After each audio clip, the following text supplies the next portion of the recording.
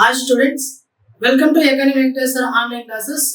ఆంధ్రప్రదేశ్ రాష్ట్రంలో రానున్నటువంటి కాలంలో ఏపీ డిఎస్సి నోటిఫికేషన్ అనేది విడుదల కానున్నది. అదేవిధంగా దగ్గరలోనే ఆంధ్రప్రదేశ్ రాష్ట్ర AP state level police recruitment board వారు మనకి కానిస్టేబుల్ ఎగ్జామ్స్ అనే దాన్ని నిర్వహించబోతున్నారు. ఏపీ డిఎస్సి కైనా లేదా కానిస్టేబుల్ ఎగ్జామ్ కైనా ఖచ్చితంగా మనకి జీకే అంటే కరెంట్ అఫైర్స్ చాలా మోస్ట్ ఇంపార్టెంట్. ఖచ్చితంగా క్వశ్చన్ పడేటటువంటి ఒక ఏరియా, ఒక సబ్జెక్ట్ ఏదైనా ఉందనేసి అంటే అది జీకే అంటే కరెంట్ అఫైర్స్. అదేవిధంగా రానున్నటువంటి కాలంలో కరెంట్ అఫైర్స్, జీకే అంటే కరెంట్ అఫైర్స్ యొక్క ప్రాధాన్యత పెరుగుతూ ఉంది. కాబట్టి ఖచ్చితంగా మనం ఈ కరెంట్ అఫైర్స్ అనే టాపిక్ కి మనకి రాష్ట్రంలో నిర్వహించేటటువంటి బోర్డులు ఏవైతే ఉన్నాయో ఈ బోర్డులు ఈ కరెంట్ అఫైర్స్ ఎన్ని మార్కులు కడతామనే దానిని మనకి వెయిటేజ్ అనేది ఇవ్వడం లేదు.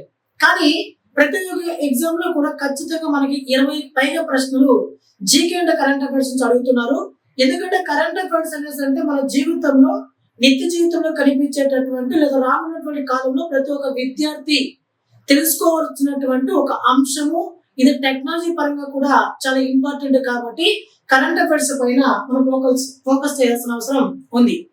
ఇప్పుడు ఈ కానిస్టేబుల్ ఎగ్జామ్ కైనా లేదా డిఎస్సి వాళ్ళకైనా మీకు ఇప్పుడు నేను చెప్పేటటువంటి టాపిక్ మోస్ట్ ఇంపార్టెంట్. ఈ టాపిక్ చెప్పేదానికంటే ముందుగా మీకు కరెంట్ అఫైర్స్ కనుక డైలీ రావాలి అనుకుంటే, కరెంట్ అఫైర్స్ కనుక మనకి ఈజీ పద్ధతులు మీరు నేర్చుకోవాలనుకుంటే ఖచ్చితంగా మీరు ఈనాడు పేపర్ తో పాటు మిగతా కొన్ని పేపర్ కూడా చదవాల్సిన అవసరం ఉంటుంది.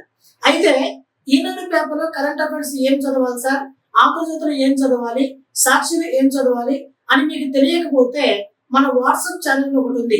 ఆ వాట్సాప్ ఛానల్లో మీరు కనుక జాయిన్ అయితే నేను రోజు 10 నుంచి 12 న్యూస్ పేపర్ చదివి ఇంపార్టెంట్ కరెంట్ అఫైర్స్ నేను పోస్ట్ చేయడం అనేది జరుగుతుంది కటింగ్స్ రూపంలో. కాబట్టి ఈ వాట్సాప్ ఛానల్లో మీరు జాయిన్ అవ్వాలనుకుంటే మనకి డిస్క్రిప్షన్ లో మనకి వాట్సాప్ ఛానల్ లింక్ ఇవ్వడం అనేది జరిగినది. దాంట్లో మీరు జాయిన్ అయితే మీరు వాట్సాప్ ఛానల్ జాయిన్ అవ్వచ్చు. వాట్సాప్ ఛానల్లోకి వెళ్ళిన తర్వాత పైన రైట్ సైడ్ లో ఫాలో ఉంటుంది. ఫాలో కొట్టిన తర్వాత అక్కడ బెల్ బటన్ క్లిక్ చేస్తుంది. ఆ బెల్ బటన్ క్లిక్ చేస్తే నేను చేసే ప్రతి ఒక్క నోటిఫికేషన్ కూడా నేను చేసే ప్రతి ఒక్క పోస్ట్ కూడా మీకు నోటిఫికేషన్ అనేది రావడం జరుగుతుంది. ఇప్పుడు మనకి చాలా ఇంపార్టెంట్ అయినటువంటి ఒక టాపిక్ ఏమనేసి యుఎన్ఓ, యునైటెడ్ నేషన్స్ ఆర్గనైజేషన్ అనేది ఒకటి ఉంది. యుఎన్ఓ అనేది యునైటెడ్ నేషన్స్ ఆర్గనైజేషన్ అని పిలుస్తుంటాము. దీన్ని తెలుగులో ఐక్యరాజ్య సమితి అని పిలుస్తుంటాము. అసలు యుఎన్ఓని ఎప్పుడు ఏర్పాటు చేశారనేసి అంటే మనకి 1914 నుంచి 1918 వరకు కూడా ప్రపంచవ్యాప్తంగా మొదటి ప్రపంచ యుద్ధం అనేది జరిగింది. 1939 టు 1944 వరకు రెండవ ప్రపంచ యుద్ధం అనేది జరిగింది. రెండవ ప్రపంచ యుద్ధ అనంతరం ప్రపంచ దేశాలకు ఉపయోగపడేటటువంటి ఒక అంతర్జాతీయ సంస్థ లాంటిది యుఎన్ఓ. ఈ యుఎన్ఓని ఏర్పాటు చేయడానికి గల కారణమైనటువంటి ఇద్దరు ముఖ్య వ్యక్తులు ఎవరైనా అంటే ఒక పర్సన్ వచ్చి విన్స్టన్ చర్చిల్ అనే ఒక వ్యక్తి, అదేవిధంగా రెండో వ్యక్తి ఫ్రాంక్లిన్ రూజ్వెల్ట్ అనే మరొక వ్యక్తి. వీళ్ళిద్దరూ కూడా యుఎన్ఓ స్థాపించడానికి ముఖ్య కారకులైనటువంటి వ్యక్తులు. అసలు వీళ్ళిద్దరు ఎవరైనా అంటే యుఎన్ఓని స్థాపించడానికంటే ముందుగా వీళ్ళు అప్పటి సమయంలో వీళ్ళు బ్రిటన్ ప్రధానమంత్రిగా పనిచేస్తున్నటువంటి ఒక వ్యక్తి విన్స్టన్ చర్చిల్. ఈ రూజ్వెల్ట్ అనే ఒక వ్యక్తి అప్పట్లో అమెరికా అధ్యక్షుడు, అంటే బ్రిటన్ దేశ ప్రధానమంత్రి, అమెరికా దేశ అధ్యక్షుడు. వీరిద్దరు చొరవతో మనకి అంతర్జాతీయ స్థాయిలో యుఎన్ఓ ఏర్పాటు అవడం అనేది జరిగినది. తర్వాత యుఎన్ఓని 1945 అక్టోబర్ 24వ తారీఖున దీన్ని ఏర్పాటు చేయడం అనేది జరిగింది. అధికారికంగా పనిచేయడం ప్రారంభించడం కూడా అప్పుడే. కాబట్టి మనం ప్రతి ఏటా అక్టోబర్ 24వ తారీఖున యుఎన్ఓ స్థాపన దినోత్సవం లేదా యుఎన్ఓ డేగా మనం ప్రతి ఏటా కూడా సెలబ్రేట్ చేసుకునేటటువంటి మనం చూస్తూ ఉన్నాం. ఓకేనా? అదేవిధంగా యుఎన్ఓ ని ఏర్పాటు చేయడానికి ఈ విన్స్టన్ చర్చిల్, ఈ ఫ్రాంక్లిన్ రూజ్వెల్ట్ వీళ్ళిద్దరు కూడా సంతకాలు చేసినటువంటి సంవత్సరం ఏదైనా అంటే 1941 ఆగస్టు 14వ తారీఖున వీళ్ళిద్దరు కూడా సంతకాలు చేసి తర్వాత యుఎన్ఓ స్థాపించడం అనేది జరిగింది. ఓకేనా. నెక్స్ట్ అదే విధంగా యుఎన్ఓ స్థాపించినప్పుడు 50 దేశాలతో స్థాపించడం అనేది జరిగినది. 51వ దేశంగా మనకి తర్వాత ఏ దేశం జాయిన్ అయింది అనేసి అంటే పోలాండ్ అనే ఒక దేశం జాయిన్ అవ్వడం అనేది జరిగినది. అదే విధంగా ప్రస్తుతం యుఎన్ఓలో మొత్తం సభ్య దేశాలు ఎన్ని ఉన్నాయి సార్ అనేసి అంటే 193 ఉన్నాయి. చివరి 2 దేశాలు మనం ఒకసారి చూసినట్లయితే 192వ దేశం మాంటెనిగ్రో అనే ఒక దేశం ఉంది. అదే విధంగా 193వ దేశం వచ్చి సౌత్ సూడాన్, దక్షిణ సూడాను.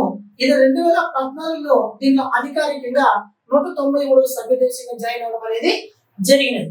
అదే విధంగా యుఎన్ఓ తన మొదటి సమావేశాన్ని ఎప్పుడు ఏర్పాటు చేసింది అంటే 1946లో తన మొదటి సమావేశం ఏర్పాటు చేసింది. మొదటి సమావేశం ఎక్కడ ముగిసింది అనేసి అంటే లండన్ లో ముగిసింది. ఎక్కడ ముగిసింది? లండన్ లో ముగిసింది.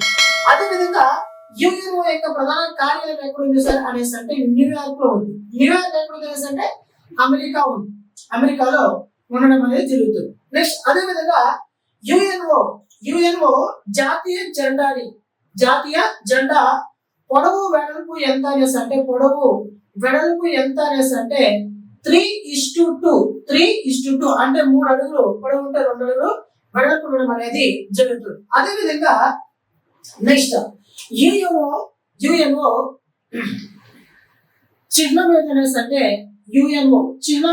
అంటే రెండు ఆలివ్ కొమ్మల మధ్య ప్రపంచ గ్లోబు అనేది మనకు కనిపిస్తుంది. అంటే 2 ఆలివ్ కొమ్మల మధ్య ప్రపంచ గ్లోబు అనే ఒక చిహ్నం ఉంటుంది మనకి. ఇది ప్రపంచ పటం అనుకుంటే ఈ ప్రపంచ పటం అనేది 2 కొమ్మల మధ్య ఉంటుంది. అంటే ఇలా ఉంటుంది అన్నమాట. ఇది ఓకే, ఇదంతా ఆకులు అన్నమాట. ఇలా 2 ఆలివ్ కొమ్మల మధ్య ప్రపంచ గ్లోబు అనేది యుఎన్ఓ యొక్క అధికారిక చిహ్నం.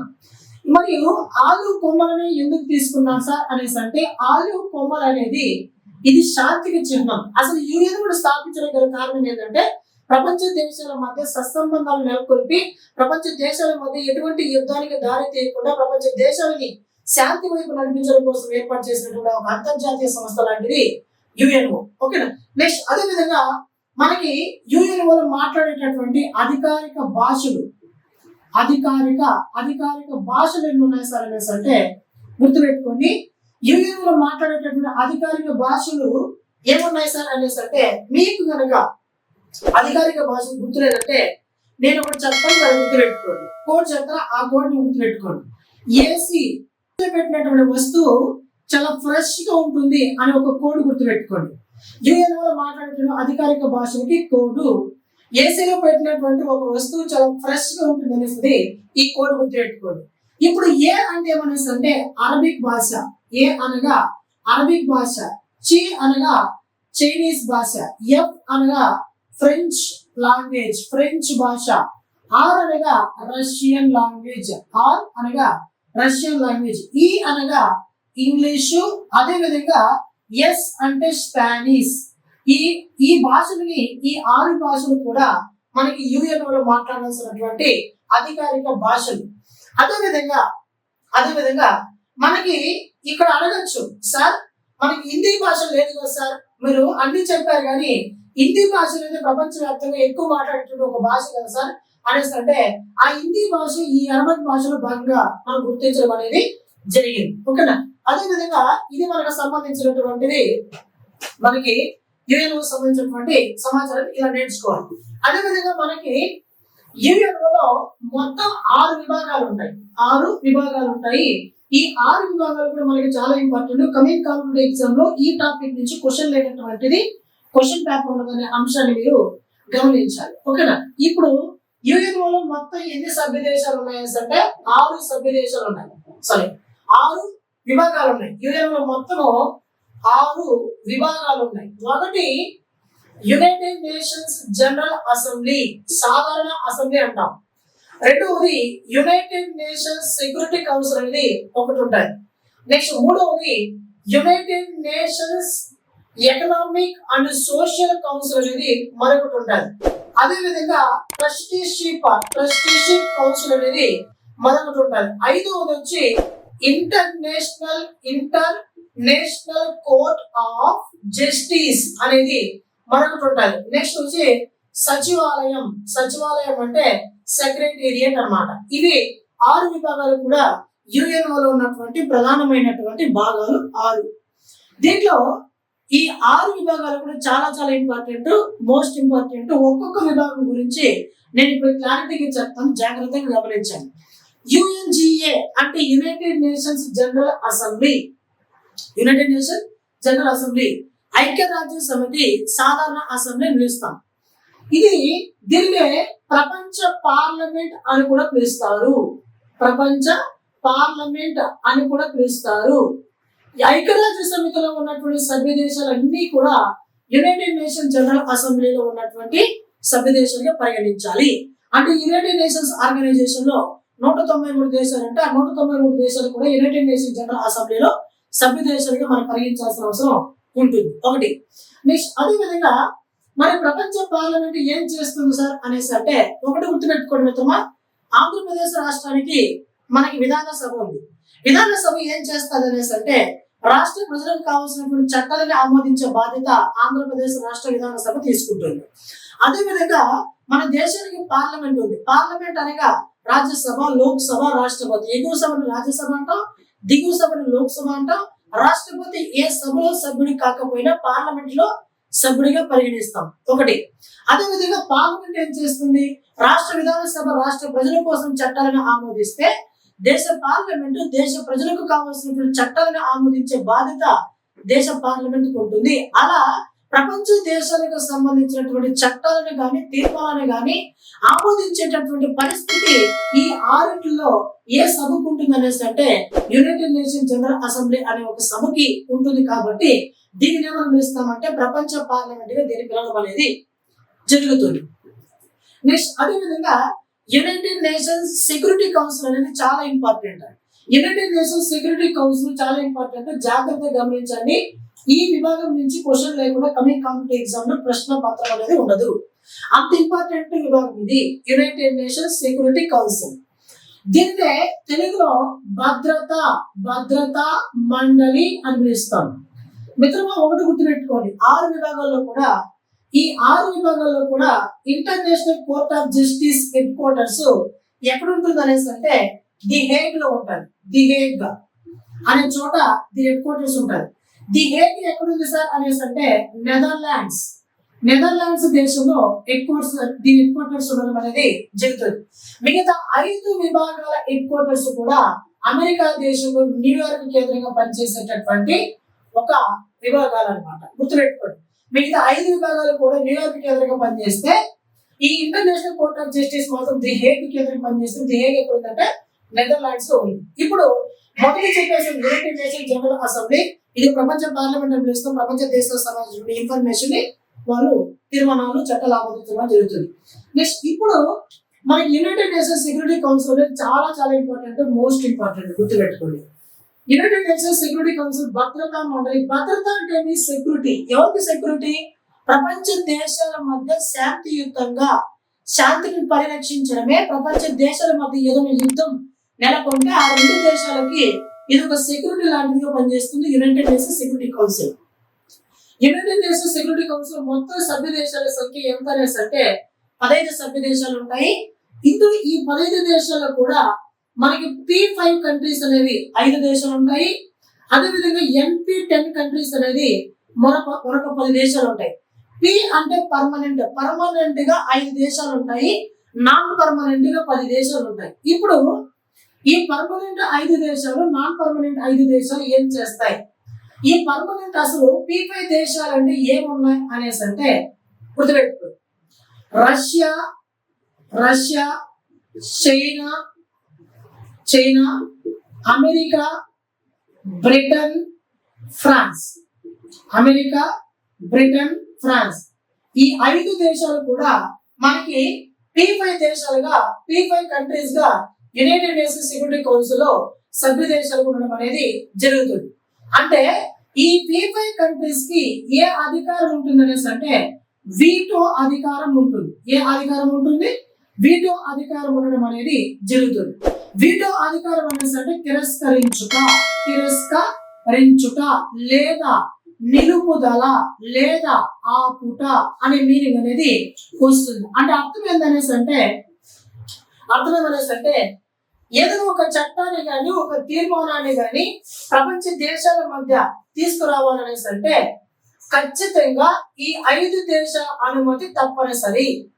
మనం ఏదైనా ఒక తీర్మానాన్ని యునైటెడ్ నేషన్స్ జనరల్ అసెంబ్లీలో ప్రవేశపెడితే యునైటెడ్ నేషన్స్ సెక్యూరిటీ కౌన్సిల్ లో ఉన్నటువంటి ఈ P5 దేశాల్లో ఏ ఒక్క దేశం ఆమోదించకపోయినా కూడా ఆ తీర్మానం ప్రపంచ దేశాల మధ్య ప్రపంచ ప్రజల మధ్య అందుబాటులోకి రాదు. అంటే ఖచ్చితంగా 193 దేశాలలో P5 కంట్రీస్ గా పేర్కొంటున్నటువంటి ఈ Russia, China, America, Britain, France ఈ 5 దేశాలు కూడా తప్పనిసరిగా ఆమోదిస్తేనే ఆ చట్టం ప్రపంచ దేశాల మధ్య అమలులోకి వస్తుంది. ఏ ఒక్క తీర్మానాన్ని కూడా ఇందులో ఏ ఒక్క దేశం కూడా ఒక్క దేశం ఆమోదించకపోయినా కూడా ఆ బిల్లు గాని ఆ తీర్మానం గాని ఆ చట్టం గాని తిరస్కరించినట్లుగా భావించాలి. ఎందుకంటే ఈ 5 దేశాలకు కూడా వీటో అధికారం ఉంది కాబట్టి. మరి ఈ 5 దేశాలకి వీటో అధికారం ఎందుకు కల్పించారు? ఇందులో మన భారతదేశానికి సభ్యత్వం ఉండొచ్చు కదా అనేసి అంటే ఓకే, ఒకప్పుడు మనకి యుఎన్ఓలో అత్యధికంగా నిధులని మనకి ఎక్కువగా యుఎన్ఓ ఫండ్స్ ఇస్తున్నటువంటి దేశాలు ఇవే కాబట్టి ఆ దేశాలకి ఎక్కువగా అధికారం వీటో అధికారం ఇవ్వడం అనేది జరిగింది. ఇప్పుడు ఇది P5 దేశాలు, వీటికి వీటో అధికారం ఉంటుంది. నెక్స్ట్ నాన్ పర్మనెంట్ కంట్రీస్ 10 ఉంటాయి. ఈ నాన్ పర్మనెంట్ కంట్రీస్ ఏం చేస్తాయి అనేసి అంటే చూడండి, నాన్ పర్మనెంట్ కంట్రీస్ ఏం చేస్తాయి అనేసి అంటే మొత్తం 10 దేశాలు ఉంటాయి కాబట్టి ఈ 10 దేశాలు కూడా 2 సంవత్సరాలకు ఒకసారి ఎన్నిక అవుతూ ఉంటాయి. 2 సంవత్సరాలకు ఒకసారి ఎన్నిక అవుతూ ఉంటాయి. ఇప్పుడు ఈ 10 దేశాల్లో కూడా ఎన్ని దేశాలు ప్రతి 2 సంవత్సరాలకు ఒకసారి ఎన్నిక అవుతాయి అంటే 10 దేశాలు ఎన్నిక అవుతాయి కాబట్టి మరి ప్రతి 2 సంవత్సరాలకు ఒకసారి 10 దేశాలు ఎందుకు ఎన్నిక అవ్వాలి అనేది చూడండి. ఇక్కడ యునైటెడ్ నేషన్స్ సెక్యూరిటీ కౌన్సిల్ లో ఉన్నటువంటి మొత్తం సభ్య దేశాలు 15, permanent countries non permanent countries మొత్తం 15 ఉంటాయి. ఈ 15 దేశాల్లో 2/3 దేశాలు ప్రతి 2 సంవత్సరాలకు ఒకసారి ఎన్నిక అవుతూ ఉంటాయి. మరి 2/3 దేశాలు అనేసి అంటే 15లో 3 ఒకట్ల 3 5ల 15 అంటే 5 2ల 10 చూసారా, 10 దేశాలు 2 సంవత్సరాలకు ఒకసారి ఎన్నిక అవుతూ ఉంటాయి. అంటే ఈ 10 దేశాలు కూడా తాత్కాలిక సభ్య దేశాలు. ఈ P5 కంట్రీస్ ఎటువంటి పరిస్థితుల్లో మారు, ఇవి ఎప్పుడైనా ఇలానే ఉంటాయి. ఇవి వీటి ఎన్నికలు జరగవు, అసలు ఇవి మారు. కానీ ఈ నాన్ పర్మనెంట్ కంట్రీస్ తాత్కాలిక సభ్య దేశాలు ఏవైతే ఉన్నాయో అవి మొత్తం సభ్యుల్లోని 2/3 దేశాలు ప్రతి 2 సంవత్సరాలకు ఒకసారి ఎన్నిక అవుతూ ఉంటాయి. ఓకేనా? ఇప్పుడు మన భారతదేశం తాత్కాలిక సభ్య దేశంగా ఇప్పటి వరకు ఎన్నిసార్లు ఎంపిక అయింది అంటే 8 సార్లు ఇప్పటి వరకు భారతదేశం తాత్కాలిక సభ్య దేశంగా ఎన్నికైంది. చివరిసారిగా భారతదేశం యునైటెడ్ నేషన్స్ సెక్యూరిటీ కౌన్సిల్ కి తాత్కాలిక సభ్య దేశంగా చివరిసారిగా ఎప్పుడు ఎన్నికైంది అనేసి అంటే 2021 జనవరి నుంచి 2022 డిసెంబర్ వరకు కూడా తాత్కాలిక సభ్య దేశంగా చివరిసారిగా ఎన్నికైంది. తర్వాత మన భారతదేశం తాత్కాలిక సభ్య దేశంగా ఇప్పటి వరకు యునైటెడ్ నేషన్స్ సెక్యూరిటీ కౌన్సిల్ కి ఎన్నిక కాలేదు. ఓకేనా? ఇది చాలా గుర్తుపెట్టుకోవాల్సిన అవసరం ఉంది. అదే విధంగా మనకి ఇక్కడ యునైటెడ్ నేషన్స్ జనరల్ అసెంబ్లీ ఉందని చెప్పాను కదా. మరి యునైటెడ్ నేషన్ జనరల్ అసెంబ్లీ ఏమని పిలుస్తామంటే ప్రపంచ పార్లమెంట్ పిలుస్తామని కూడా చెప్పాం. ప్రపంచ పార్లమెంట్ అని కూడా మనం పిలవడం అనేది జరుగుతుంది. మరి యునైటెడ్ నేషన్ జనరల్ అసెంబ్లీ చేసేటప్పుడు ముఖ్యమైన పనులు ఫస్ట్ పాయింట్ ఏమనేసంటే చూడండి, యునైటెడ్ నేషన్ సెక్యూరిటీ కౌన్సిల్ లో ఉన్నటువంటి 10 తాత్కాలిక సభ్య దేశాలను ఎన్నుకునే బాధ్యత యునైటెడ్ నేషన్ జనరల్ అసెంబ్లీ కలిగి ఉంటారు. 1. 2 పాయింట్, యునైటెడ్ నేషన్స్ ఆర్గనైజేషన్ యొక్క బడ్జెట్ ను ఆమోదించేది కూడా యునైటెడ్ నేషన్ జనరల్ అసెంబ్లీనే. అదేవిధంగా యునైటెడ్ నేషన్స్ ఆర్గనైజేషన్ సభ్య దేశాల మధ్య ఎటువంటి గొడవ వచ్చినా కూడా పరిష్కరించే బాధ్యత కూడా ఆల్మోస్ట్ ఇదే కలిగి ఉంటుంది. అదేవిధంగా యునైటెడ్ నేషన్స్ ఆర్గనైజేషన్ ఏదైనా ఒక చట్టాన్ని కానీ ఒక తీర్మానాన్ని కానీ ఒక బై లా లేదా లా అండ్ ఆర్డర్ కానీ ఏదైనా ప్రపంచ దేశాల మధ్య అమలుకు తీసుకురావాలంటే ఖచ్చితంగా దీని యొక్క ఆమోదం తప్పనిసరి. అదేవిధంగా యునైటెడ్ నేషన్ జనరల్ అసెంబ్లీ ప్రతి సంవత్సరం కూడా ఒక సమావేశాన్ని నిర్వహించేటటువంటి బాధ్యతని కలిగి ఉంటుంది యునైటెడ్ నేషన్ జనరల్ అసెంబ్లీ. ఇవి యునైటెడ్ నేషన్ జనరల్ అసెంబ్లీ చేసే పని. యునైటెడ్ నేషన్ సెక్యూరిటీ కౌన్సిల్ చేసే పని కూడా నేను చెప్పేశాను. భద్రత ఇస్తుంది United Nation Security Council. Next అదేవిధంగా United Nations Economic and Social Council పేరు ఉంది. యునైటెడ్ నేషన్స్ అనేసి అంటే యునైటెడ్ నేషన్స్ అంటే ఐక్యరాజ్య సమితి. ఎకనామిక్ అంటే అర్థం ఏంటంటే ఆర్థిక, సోషల్ అంటే ఏంటంటే సాంఘిక అని వస్తాయి. అంటే ప్రపంచ ప్రజల మధ్య ఆర్థిక సాంఘిక వికాసానికి సంబంధించినటువంటి కార్యక్రమాలను అమలు చేసే బాధ్యత ఇది కలిగి ఉంటుంది. కార్యక్రమాలను అమలు చేసేటటువంటి బాధ్యత ఎవరు కలిగి ఉంటారు అనేసి అంటే United nation economic and Social council విభాగం కలిగి ఉంటారు. నెక్స్ట్ ఇక్కడ ధర్మకర్తృత్వ మండలి లేదా ట్రస్టీషిప్ కౌన్సిల్ అని పిలుస్తాం. ఈ ధర్మకర్తృత్వ మండలి ఏం చేస్తుంది అనేసి అంటే ప్రపంచ దేశాలలో వలస పాలన కింద కొనసాగుతున్నటువంటి భూభాగాలను సంరక్షించే బాధ్యత ట్రస్టీషిప్ కౌన్సిల్ చేస్తుంది. మరొకసారి చెప్తాను, వలస పాలన కింద కొనసాగుతున్నటువంటి భూభాగాలను సంరక్షించేటటువంటి బాధ్యత ట్రస్టీషిప్ కౌన్సిల్ అనేది కలిగి ఉంటుంది. అదేవిధంగా United Nations Court of Justice లేదా International Court of Justice. International Court of Justice headquarters ఎక్కడ ఉంది అనేసి అంటే ది హేగ్ లో ఉంటుందని చెప్పారు. ది హేగ్ ఎక్కడ ఉంది అనేసి అంటే నెదర్లాండ్స్ లో ఉండడం అనేది మనకు జరుగుతుంది. ఈ మరి ఇంటర్నేషనల్ కోర్ట్ ఆఫ్ జస్టిస్ ఏం చేస్తుంది అనేసి అంటే ప్రపంచ దేశాల మధ్య ఏమైనా వివాదాలు వస్తే వాటిని పరిష్కరించేటటువంటి అధికారం ఇంటర్నేషనల్ కోర్ట్ ఆఫ్ జస్టిస్ కలిగి ఉంటుంది. ఒకటి గుర్తుపెట్టుకోండి మిత్రమా, మన ఆంధ్రప్రదేశ్ రాష్ట్ర అత్యున్నత న్యాయస్థానం హైకోర్టు. భారత రాజ్యాంగంలో ఆర్టికల్ నెంబర్ 214 ప్రకారం హైకోర్టు పనిచేస్తుంది. అదేవిధంగా భారతదేశంలో ఉన్నటువంటి అత్యున్నత న్యాయస్థానం సుప్రీంకోర్టు. సుప్రీంకోర్టు ఏం చేస్తుంది అనేసి అంటే దేశ ప్రజల మధ్య ఉన్నటువంటి వివాదాలను పరిష్కరించే బాధ్యతని మనకి అత్యున్నత న్యాయస్థానమైన సుప్రీంకోర్టు తీసుకుంటుంది. మనకి ప్రస్తుతం సుప్రీంకోర్టు అనేది మన భారతదేశంలో అత్యున్నత న్యాయస్థానం. ఇద్దరి మధ్య గొడవ వస్తే మనం పోలీస్ స్టేషన్ అప్లై చేసుకుంటాం. పోలీస్ స్టేషన్ న్యాయం జరగకపోతే అది సివిల్ కేసుకు సంబంధించి ఉంటే సివిల్ కోర్టుకి పోతాం, లేదా అది క్రిమినల్ కేసు సంబంధించి ఉంటే క్రిమినల్ కోర్టుకి పోతాం. అదేవిధంగా ఈ కోర్టులో మనకు పరిష్కారం కాకపోతే రాష్ట్ర అత్యున్నత న్యాయస్థానం హైకోర్టుకి వెళ్తాం. అక్కడ కూడా మన సమస్య పరిష్కారం కాకపోతే మనకి దేశ అత్యున్నత న్యాయస్థానం సుప్రీంకోర్టుకి వెళ్తాం. సుప్రీంకోర్టు తీర్పు ఇచ్చినటువంటి అనుగుణంగా మనం నడుచుకోవాల్సిన బాధ్యత ఉంటుంది. ఒకప్పుడు సుప్రీంకోర్టు ఇచ్చినటువంటి తీర్పుని లండన్ లో ఉన్నటువంటి ప్రివీ కౌన్సిల్ మనం అప్లై చేసుకునే వాళ్ళం. కానీ మన భారతదేశంలో అత్యున్నత న్యాయస్థానం సుప్రీంకోర్టు ఏ తీర్పు తీస్తుందో ఆ తీర్పుని ప్రజలు గమనించాల్సినటువంటి లేదా పాటించాల్సిన పరిస్థితి భారత రాజ్యాంగం మనకు కల్పించడం అనేది జరిగింది.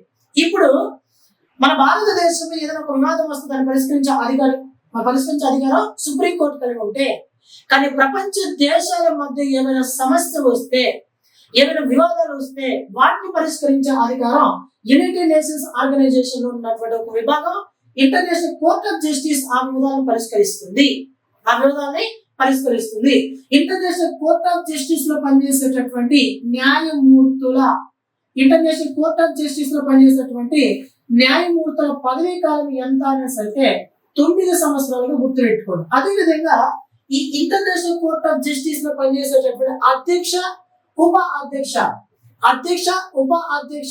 పదవీ కాలం ఎంత అనేసి అంటే 3 సంవత్సరాలుగా మనం గమనించాలి. ఓకేనా? కాబట్టి ఇలా మనం కాన్సెప్ట్ నేర్చుకోవాల్సినటువంటి అవసరం ఎంతైనా ఉంటుంది. అదేవిధంగా ఇప్పుడు లాస్ట్ ఇది మనకి ఇప్పుడు సచివాలయం అనేది లాస్ట్ చివరిసారి ఉంది. సచివాలయం అంటే ఏమి? సెక్రటేరియట్ అంటారు ఇంగ్లీష్ లో. మన ఆంధ్రప్రదేశ్ రాష్ట్రంలో ప్రస్తుతం సచివాలయాలు కొనసాగుతున్నాయి. సచివాలయం ఏం పనిచేస్తాయంటే రోజువారీ కార్యకలాపాలు నిర్వహిస్తాయి. అంటే రోజువారీ కార్యకలాపాలు అంటే ఏమి? మన ఆంధ్రప్రదేశ్ రాష్ట్రంలో వైఎస్ఆర్సీపీ గవర్నమెంట్ లో నెలకొల్పబడినటువంటి ఈ సచివాలయం ఆంధ్రప్రదేశ్ రాష్ట్రంలో ఉన్నటువంటి ప్రజలకి మనకి ఈ సచివాలయం అనేది మంచి సేవలు అందిస్తుంది. అలా యునైటెడ్ నేషన్స్ ఆర్గనైజేషన్ లో ఉన్నటువంటి సచివాలయం మనకి ప్రపంచ దేశాలకు సంబంధించిన రోజువారీ కార్యక్రమాలని లేదా కార్యకలాపాలని నిర్వహించేటువంటి బాధ్యత సచివాలయం కలిగి ఉంటుంది. రీసెంట్ గా ఆంధ్రప్రదేశ్ రాష్ట్రంలో ఎస్ఐ మెయిన్స్ ఎగ్జామినేషన్ లో యునైటెడ్ నేషన్స్ ఆర్గనైజేషన్ లో లేనటువంటి విభాగం గుర్తించండి అని అడగడం అనేది జరిగింది. అదే విధంగా యునైటెడ్ నేషన్ జనరల్ అసెంబ్లీకి అధ్యక్షత వహించినటువంటి మొట్టమొదటి భారతీయ మహిళ ఎవరైనా అంటే విజయలక్ష్మి పండిట్ అని గుర్తుపెట్టుకోండి. విజయలక్ష్మి పండిట్ ఎవరంటే జవహర్లాల్ నెహ్రూ యొక్క సోదరి. ఇప్పుడు యునైటెడ్ నేషన్ జనరల్ అసెంబ్లీకి అధ్యక్షత వహించినటువంటి మొట్టమొదటి భారతీయ మహిళ అడిగితేనేమో విజయలక్ష్మి ఆన్సర్ పెట్టాలి. అదేవిధంగా యునైటెడ్ నేషన్ జనరల్ అసెంబ్లీలో హిందీలో ప్రసంగించినటువంటి మొట్టమొదటి భారతీయ విదేశీ శాఖ మంత్రి ఎవరైనా అంటే అటల్ బిహారీ వాజ్పేయి. ఎవరి ప్రధాని కాలంలో ఆయన అటల్ బిహారీ వాజ్పేయి విదేశాంగ శాఖ మంత్రికి పనిచేశాడంటే మొరార్జీ దేశాయ్ కాలంలో పనిచేశాడు. అదేవిధంగా హిందీలో ప్రసంగించిన మొట్టమొదటి భారతీయుడు అడిగితే భారతీయ విదేశాంగ శాఖ మంత్రి అడిగితేనేమో మనకి అటల్ బిహారీ వాజ్పేయి ఆన్సర్ పెడతాం. అదేవిధంగా యునైటెడ్ నేషన్ జనరల్ అసెంబ్లీలో హిందీలో ప్రసంగించినటువంటి మొట్టమొదటి భారతీయ ప్రధాని అడిగితేనేమో అటల్ బిహారీ వాజ్పేయి ఆన్సర్ పెట్టాలి. ఇప్పుడు మొట్టమొదటి విదేశాంగ శాఖ మంత్రి అడిగినా అటల్ బిహారీ వాజ్పేయి, మొట్టమొదటి ప్రధాని అడిగినా కూడా అటల్ బిహారీ వాజ్పేయి. అదే విధంగా యునైటెడ్ నేషన్ జనరల్ అసెంబ్లీలో రెండవసారి హిందీలో ప్రసంగించినటువంటి భారతీయ రెండవ ప్రధాని ఎవరైనా అంటే మనకి నరేంద్ర మోడీ. అదే విధంగా యునైటెడ్ నేషన్ జనరల్ అసెంబ్లీలో అత్యధిక సార్లు ప్రసంగించినటువంటి మన భారతీయ ప్రధాని ఎవరైనా అంటే నరేంద్ర మోడీ అనే విషయాలను మీరు గుర్తుపెట్టుకోండి. అదే విధంగా యునైటెడ్ నేషన్ జనరల్ అసెంబ్లీలో సంగీత కచేరీ చేసినటువంటి మొట్టమొదటి భారతీయ సంగీతకారిణి ఎవరైనా అంటే ఎంఎస్ సుబ్బలక్ష్మి.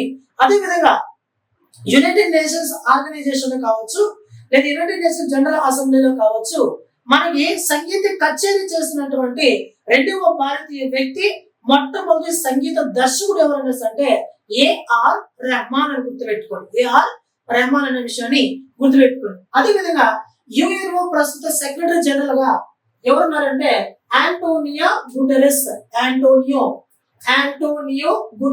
అనే ఒక వ్యక్తి ప్రస్తుతం యుఎన్ఓకి సెక్రటరీ జనరల్ పనిచేస్తున్నాడు. ఇతను ఏ దేశం అంటే పోర్చుగల్ దేశానికి సంబంధించినటువంటి ఒక వ్యక్తి. ఈయన 2017 ఎన్నిక కాగా మళ్ళీ 2022లో మరొకసారి ఎన్నికవడం అనేది జరిగింది. అంటే రెండవసారి కూడా ప్రస్తుతం సెక్రటరీ జనరల్ గా పనిచేస్తున్నాడు. నెక్స్ట్ అదే విధంగా యునైటెడ్ నేషన్స్ ఆర్గనైజేషన్ కి ప్రస్తుత సెక్రటరీ జనరల్ అంటేనేమో యాంటోనియో గుటెరెస్, మొట్టమొదటి సెక్రటరీ జనరల్ అంటేనేమో ట్రిగ్వేలి. ఏ దేశ ప్రధానమంత్రి ఏ దేశ సంబంధించిన వ్యక్తి అనేసి అంటే నార్వే దేశానికి సంబంధించినటువంటి ఒక వ్యక్తి. ఏ దేశం సంబంధించిన వ్యక్తి? నార్వే దేశానికి సంబంధించినటువంటి ఒక వ్యక్తి. ఇది మిత్రమా యుఎన్ఓకి సంబంధించినటువంటి మనకి పూర్తి సమాచారం. ఇందులో ఏమైనా మిగిలినటువంటి విషయాలు ఏమైనా ఉంటే రేపటి క్లాస్ లో మళ్ళీ నేను కవర్ చేస్తాను. కాబట్టి మీకు ఇప్పటికే మన యాప్ లో ఇవన్నీ క్లాసులు జీకే అండ్ కరెంట్ అఫైర్స్ క్లాసులు మీకు కావాలి అనుకుంటే ప్లే స్టోర్ కి వెళ్ళి ఎకానమీ వెంకటేష్ సార్ అనే ఆన్లైన్ యాప్ ని డౌన్లోడ్ చేసుకోండి. ఎకానమీ వెంకటేష్ సార్ అనే ఆన్లైన్ యాప్ ని మీరు ప్లే స్టోర్ కి వెళ్ళి డౌన్లోడ్ చేసుకున్నట్లయితే అందులో నేను ఈ జీకే కరెంట్ అఫైర్స్ క్లాస్ ని జాగ్రత్తగా మీకు అర్థమయ్యే విధంగా గతంలో ఉన్నటువంటి ప్రశ్నలతో పాటు అన్ని కూడా వివరిస్తూ మన యాప్ లో అప్లోడ్ చేయడం అనేది జరిగింది. మీకు జీకే కరెంట్ అఫైర్స్ క్లాసులు కావాలనుకుంటే కేవలం 399 రూపీస్ కి మన యాప్ లో ఇవ్వడం అనేది జరిగినది. దీన్ని కానిస్టేబుల్ వాళ్ళైనా పర్చేజ్ చేసుకోవచ్చు, ఏపీ డిఎస్సి వాళ్ళైనా ఈ కరెంట్ అఫైర్స్ క్లాస్ ని పర్చేజ్ చేసుకుని మీరు చదువుకోవచ్చు. ఓకేనా?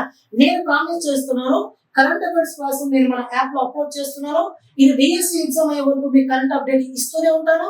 కానిస్టేబుల్ ఎగ్జామ్ పూర్తి అయ్యే వరకు కూడా మన ఎకానమీ వెంకటేష్ సార్ అనే ఆన్లైన్ యాప్ లో మీకు కరెంట్ అఫైర్స్ ని ఇవ్వడం అనేది జరుగుతుంది. ఓకేనా?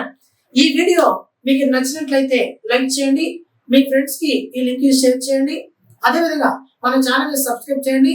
మన యాప్ ని డౌన్లోడ్ చేసుకుని మన యాప్ పేరు ఎకానమీ వెంకటేశ్వర అనే ఆన్లైన్ యాప్ ఇప్పుడే పర్చేజ్ చేసుకుని దీన్ని చదివే ప్రయత్నం చేయండి. ఎవరు కూడా నోటిఫికేషన్ కోసం కానీ లేదా ఎగ్జామ్స్ కోసం కానీ మీరు వెయిట్ చేయొద్దు. జీకే కరెంట్ అఫైర్స్ క్లాస్ ని మన బ్రహ్మాండంగా మన యాప్ లో అప్లోడ్ చేయడం అనేది జరుగుతుంది. ఈ రోజు నుంచి గమనించండి, కేవలం 399 రూపీస్ కే నేను ఇవ్వడం అనేది జరుగుతుంది. ఈ క్లాస్ ని మీరు ఎప్పటికప్పుడు నేను ఏ రోజు అప్లోడ్ చేస్తే ఆ రోజే మీరు చూసి మీ పాటికి మీరు నోట్బుక్ ప్రిపేర్ చేసుకున్నట్లయితే మంచి మార్కులు సాధించవచ్చు. ఓకేనా? Thank you to all.